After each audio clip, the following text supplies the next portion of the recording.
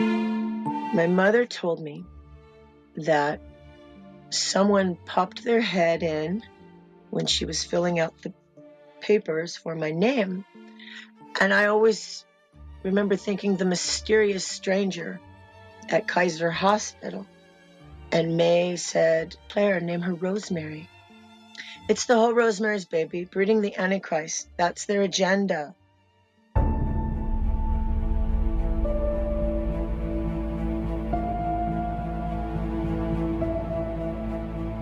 Every time I ran away, somebody died.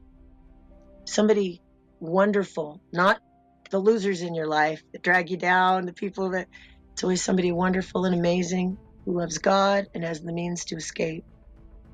When I was 5 years old once in San Francisco, I remember being called back and I didn't go. And I got a very severe spanking, but I remember the thought of staying and facing the consequences and enjoying God and nature or going back to them. And I did that once when I was 5. And then I did it again when I was 13. I had horses and I would disappear into the woods. For days, I didn't even think about water or food. God took care of me. And then I would sneak off to church. And I got saved. And thank God people were loving and kind and accepted me just the way I was, didn't try to fix me. Because to throw me at the system would have just been to throw me back at the beast, because eventually they used the system too against me. But once I was in the system, they were in control of that too. Judges, social workers, mental health workers, etc.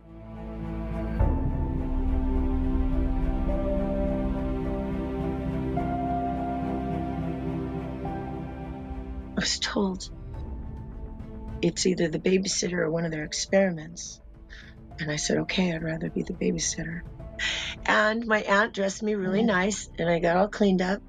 And I met with May. I was told not to embarrass my aunt or screw it up, to do whatever she asked me. I was told, don't piss them off. They're the Bilderbergs, and I didn't know who that was. I was told they were the Rockefellers and the Rothschilds. And I'll never forget those names, because that's where they were told to me at, is don't piss them off. So I met with May at a table, and she said, would I watch Elion? And she told me right out, will you watch Elion while I go see Charlie Manson?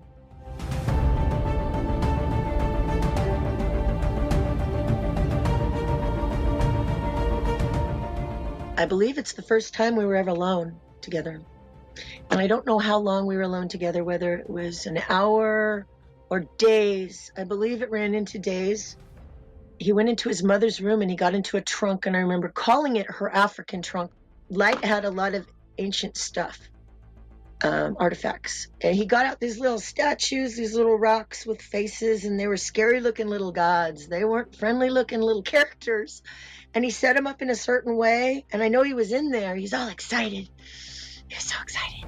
And he was in his room, and it was really dark in there. And he had blackout curtains. And he called me Moon, come play with my friends. Thing was happening. There was wind and sparks happening and things, and it was like shaking, like a little, not a big earthquake, but something. You could tell the atmospheric pressure was changing.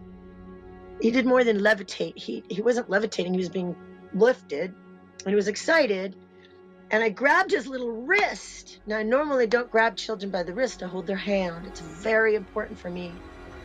And he was going in, and I went in too. And there were these huge ancient ones, I want to call them.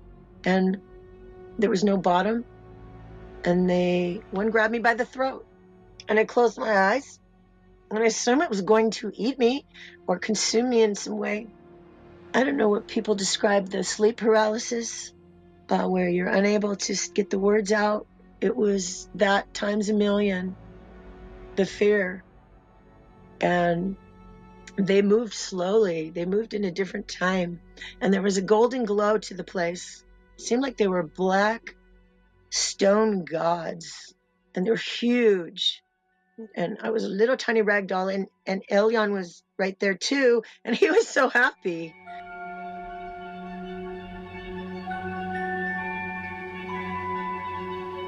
And I cried, Jesus.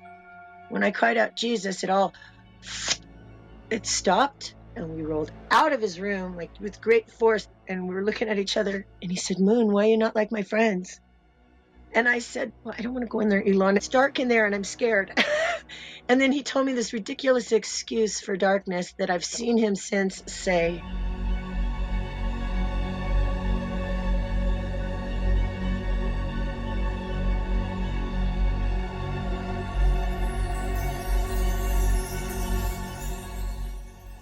I never told the family.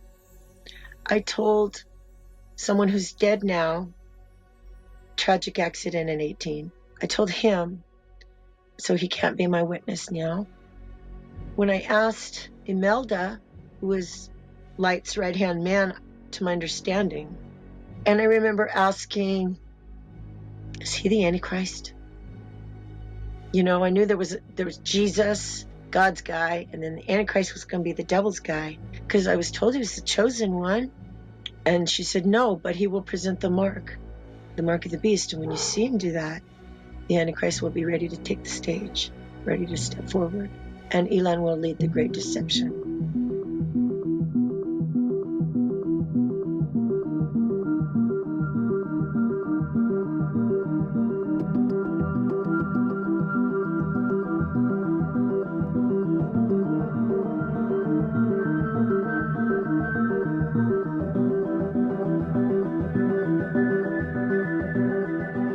I knew I was working for the devil. First it was exciting, but then it was scary, and I needed out. They blocked my way out like I was a rat. Like if you're looking down at a maze and the rat's going to find the right way out and you put a door down there, there's no way out. And every time they shocked me with death, there was a whole new future. Come on, let's get your passports and papers and effects in order. Oh, look, you're going by the wrong name. This is your real name. And now I'm like a new woman at 16 or 13 or whatever. You know, I got a new name. I'm working for new people. May gives me new clothes. I was supposed to travel with her. I would sabotage it. Somebody would die. I would be in shock. We would try again later. It has to be the right dates. It has to be the right place. But I was their little experiment, and they used me, and half the time I didn't realize what I was being used for. But the last time Light called me back, it's very interesting. She sent me a book, and I wouldn't touch it. I was afraid to touch it. I was afraid to let my hands touch that book. And it had Aragon history in it. It had ancient bloodlines. It was gold and gilded, and it was leather. It was like, I don't know whose leather skin was on that book, but I wouldn't open it. I wouldn't touch it. My mother called me and said, Light wants you back, and she sent you this book. I mean, it sounds crazy. I've literally gone to a dentist and had my fillings taken out. I don't want anything from them. I don't know what they did to me. The Seventh-day Adventist dentist said, where did you get these fillings? I've never seen this fiber. It's not known to me, and I've been a doctor for, 40 years. I don't know what they did. And some of the dreams, now I'm wondering if they weren't real. A dream of a surgery. I don't know. I thought I was really actually pretty good about differentiating the difference between a dream, a vision, a childhood memory,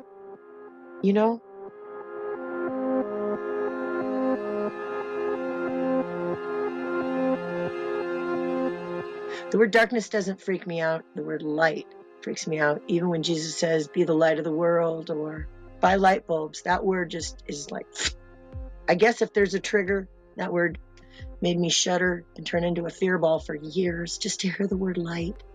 Mommies say to me all the time, don't you think if little Anthony studies hard, he could be like Elon Musk? I mean, somebody literally said that to me recently. Somebody I love. And I was like, oh, dear God, our generation really is there. And yet he's a lie. He's a false idol. He's the king of Babylon. I have to warn the world that maybe what he did to me is similar to what he has planned for the rest of the world, anybody that trusts him.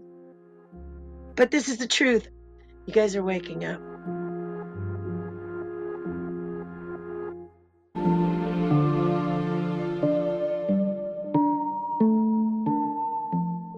My mother, after turning 18, went to a Halloween party with a bunch of girls from Pacifica, California, and it was before anyone heard of acid. I was conceived in a sex ritual on Devil's Slide at the Egg in Pacifica, California, and that's called a moon child.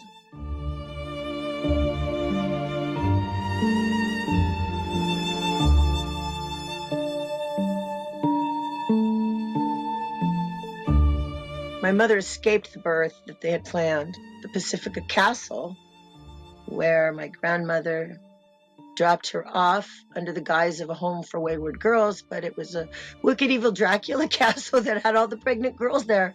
My mother jumped the wall pregnant with me, and I was born a few weeks early at Kaiser Hospital in San Francisco, and Mae Musk showed up there.